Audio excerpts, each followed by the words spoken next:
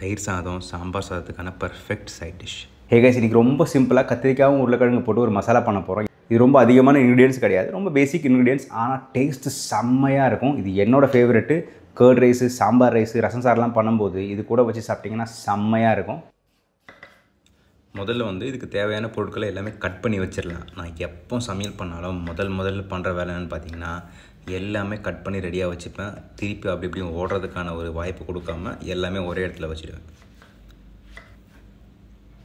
நான் இந்த கத்திரிக்காயும் உருளைக்கிழங்கும் கொஞ்சம் பெருசாக கட் பண்ணியிருக்கேன், வெஜ்ஜஸ் மாதிரி. உங்களுக்கு வேணால் நீங்கள் பொடிசாகவும் கட் பண்ணிக்கலாம். பூண்டை முழுசாக நறுக்கி தான் போடுறோம்.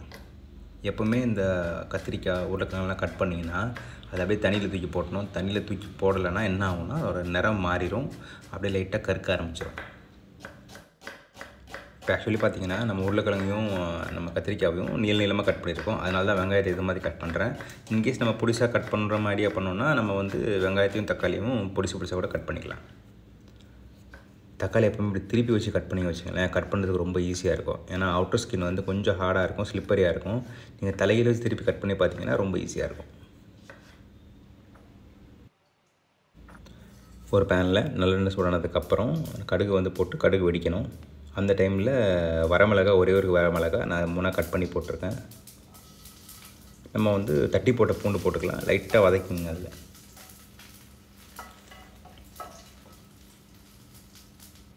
லைட்டாக வதங்கினதுக்கப்புறம் நம்ம ஸ்லைஸ் பண்ணி வச்சுருக்கிற வெங்காயம்,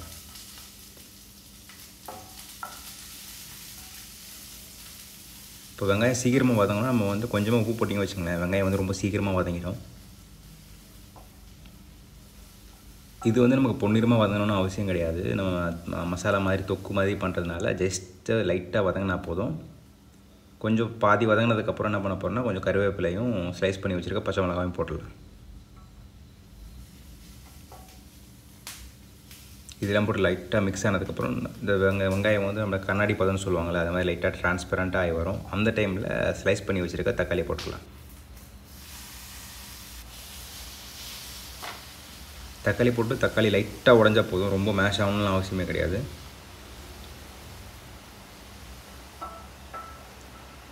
தக்காளி லைட்டாக உடஞ்சிருக்கு. இந்த டைமில் இப்போவே தேவையான அளவு உப்பு போட்டுருங்க. ரெண்டாவது வேணுன்னா போட்டுக்கலாம்.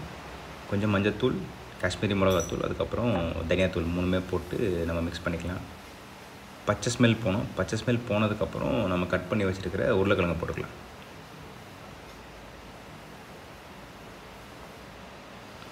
பச்சை ஸ்மெல் போயிடுச்சு. கட் பண்ணி வச்ச உருளைக்கிழங்கை போட்டு லைட்டாக மிக்ஸ் பண்ணிங்க. இது இந்த மசாலாவும் உருளைக்கிழங்கும் லைட்டாக கோட்டான போதும். இது கோட்டானதுக்கப்புறம் ஒரு 1/2 கப் தண்ணி ஊற்றி நம்ம கவர் பண்ணி குக் பண்ணலாம் வேகிற வரைக்கும். நான் ஆக்சுவலி 2 பேட்சாக குக் பண்ணேன். ஃபஸ்ட்டு ஒரு மூடி வச்சு ஒரு 5 நிமிஷம் குக் பண்ணேன். நடுவில் நம்ம மிக்ஸ் பண்ணிக்கலாம். அப்போ தான் இந்த மசாலாவும் உருளைக்கிழங்கும் நல்லா கோட் ஆகும்.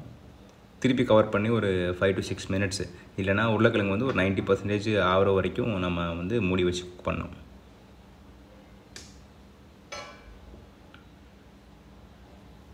ரெண்டாவது பேட்சும் நம்ம குக் பண்ணியாச்சு. நம்ம லைட்டாக செக் பண்ணிக்கலாம் அதாவது உருளைக்கிழங்கு எவ்வளோ வெந்திருக்குன்னு.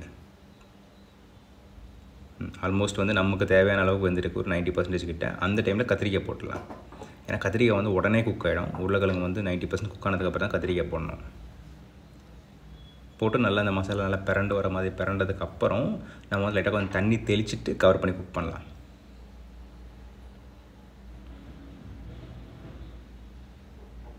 ஒரு 2 நிமிஷம் கவர் பண்ணி குக் பண்ணிங்க. திறந்துட்டு திருப்பி மசாலாவை நல்லா மிக்ஸ் பண்ணி விட்டுங்க. அப்போ தான் இந்த கத்திரிக்காய் உருளைக்கிழங்கு மசாலா நல்லா பிரண்டு பக்காவாக இருக்கும். ஸோ பிரண்டுருச்சு. திருப்பி நம்ம கவர் பண்ணி ஒரு 2 நிமிஷம் குக் பண்ணோன்னா நம்ம சூப்பரான உருளைக்கிழங்கு கத்திரிக்காய் மசாலா ரெடி ஆகிடுச்சு. எல்லாமே பர்ஃபெக்டாக ரொம்ப உடையில மேஷாகவும் ஆகல, கரெக்டாக வெந்திருக்கு. நல்லா மிக்ஸ் பண்ணிட்டு ஃபினிஷ் பண்ணுறதுக்காக கொஞ்சம் கட் பண்ணி வச்சுருக்க கொத்தமல்லியை போட்டு ஃபினிஷ் பண்ணிவிடுங்க. இது தயிர் சாதத்தை கூட சாப்பிட்றதுக்கு சூப்பராக இருக்கும். And always remember this, everybody can cook and everybody has to cook.